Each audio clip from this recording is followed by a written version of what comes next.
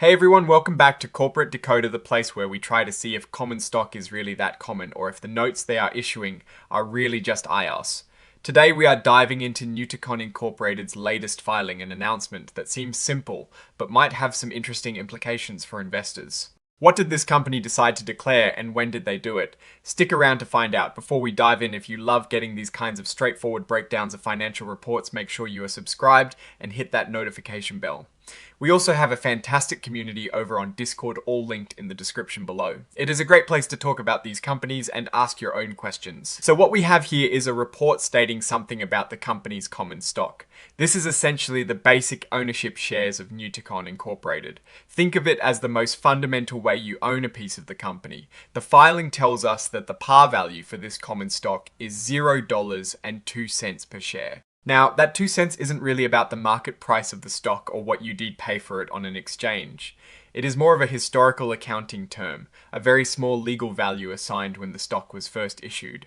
Most of the time, the actual trading price of the stock is way higher than this par value. It is just a technicality in how the company structures its equity on paper. Next up, we see mentioned the company's 5.50% notes that are due in 2026. When a company issues notes like these, it is basically them borrowing money from investors. They promise to pay back the borrowed amount on a specific date. In this case, sometime in 2026, and in the meantime, they pay interest. The 5.50% is the annual interest rate they committed to paying on this borrowed money. So Nebraska NewtekOne Incorporated took on some debt, and they are paying back their lenders a fixed amount of interest each year until the loan is due. Following that, we have NewtekOne Incorporated's 8.0% notes due in 2028. This is very similar to the previous item, just with different terms attached. Here, the company has borrowed money and promised to pay it back by 2028. The interest rate on this particular borrowing is 8% per year. This means they are paying a higher interest rate on this debt compared to the 2026 notes. This could be due to market conditions at the time of issuance, the company's perceived risk, or the longer repayment period often commanding a higher rate. Then we see the 8.5% notes due in 2029, again more borrowed money, this time becoming due in 2029, and the interest rate is 8.5%.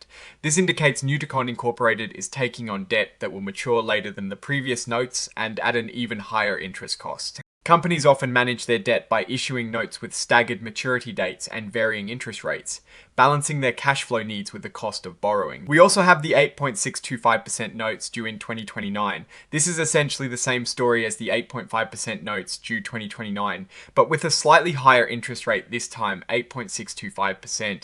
This shows NewtekOne Incorporated is issuing debt that matures around the same time, but at a slightly more expensive rate. Diversifying debt maturity and interest rates is a common strategy to manage financial risk and optimize borrowing costs over the long term. And finally, we have depository shares.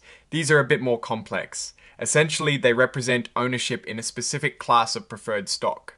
Preferred stock is another way companies raise capital, and it often comes with a fixed dividend, unlike common stock where dividends can fluctuate. Depository shares make it easier for individual investors to trade stakes in these preferred stocks that might otherwise be held in large blocks.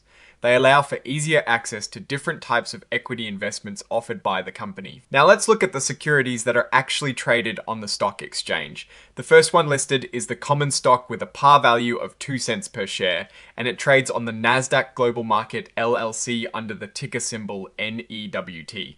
This is what most people think of when they talk about buying stock in a company. Next, we see the 5.50% notes that are due in 2026, also trading on the NASDAQ Global Market LLC. These are the debt instruments, the loans from investors to the company. They trade under the ticker NEWT, so if you are interested in lending money to NewtekOne Incorporated and getting that 5.5% interest back, this is how you would track it. Then we have the 8.0% notes that are due in 2028, also listed on the NASDAQ Global Market LLC. This is another debt instrument with a higher interest rate than the 2026 notes, and it matures later. It trades under the ticker NEWT. This provides another avenue for investors to lend to the company, this time with different terms and a slightly higher return. Moving on, we have the 8.5% notes due in 2029, also trading on the NASDAQ Global Market LLC. This is yet another debt offering with a maturity date further out and a corresponding higher interest rate. These notes are traded under the ticker NEWT. This further diversification in their debt portfolio allows investors to choose their preferred maturity and yield. And here are the 8.625% notes due in 2029. These are also traded on the Nasdaq Global Market LLC. This is essentially a slightly more expensive variation of the 2029 notes, likely reflecting very specific market conditions or investor demand at the time of issuance or trading. The ticker for these is NEWT. Finally, we have the depository shares. These represent a fraction of a share of preferred stock, specifically yielding 8.500% fixed rate reset, non-cumulative perpetual preferred stock. Series B. These also trade on the Nasdaq Global Market LLC under the ticker NEWTP. This is a way for investors to get exposure to a specific type of preferred stock that offers a set dividend. The main event reported here is that on the 29th of September 2025, the company issued a press release announcing they declared a dividend on their Series B preferred shares. So, what is a dividend? Think of it as a profit sharing for shareholders. Companies that are doing well might decide to distribute some of their earnings back to their owners. In this case, it is specifically for the holders of the Series B preferred shares, a particular type of stock we just talked about. Declaring a dividend means the company has officially decided to pay out this money. This press release is the actual document that contains the news. It is essentially the official announcement from NewtekOne Incorporated about their decision to pay a dividend. This is the primary source of information for this specific report. And at the end, we see the signature of Barry Sloan, who is the Chief Executive Officer, President, and Chairman of the board.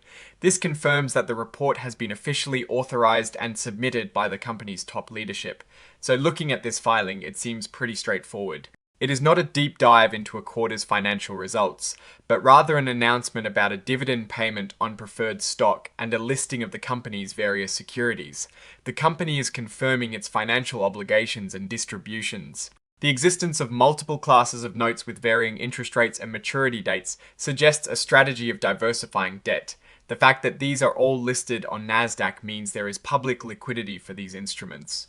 On the surface, this filing is about good housekeeping and fulfilling obligations to shareholders and creditors. The dividend declaration on preferred stock is typically a sign of financial stability, as these dividends are often contractual obligations. However, the real story for any investor is always in the underlying financial health of the company, which this specific filing doesn't fully reveal. We are seeing the company manage its various forms of capital from common equity to various debt instruments and preferred stock. Alright, that is our breakdown of NewtekOne Incorporated's latest filing. What is your take on these numbers and what they signal for the company's future? Do you own any of their stock or notes? Drop your thoughts in the comments below. If this analysis was valuable, hitting that like button really helps us out, and subscribe for more deep dives into corporate filings. Don't forget to check out the Discord in the description. Thanks for watching, see you next time.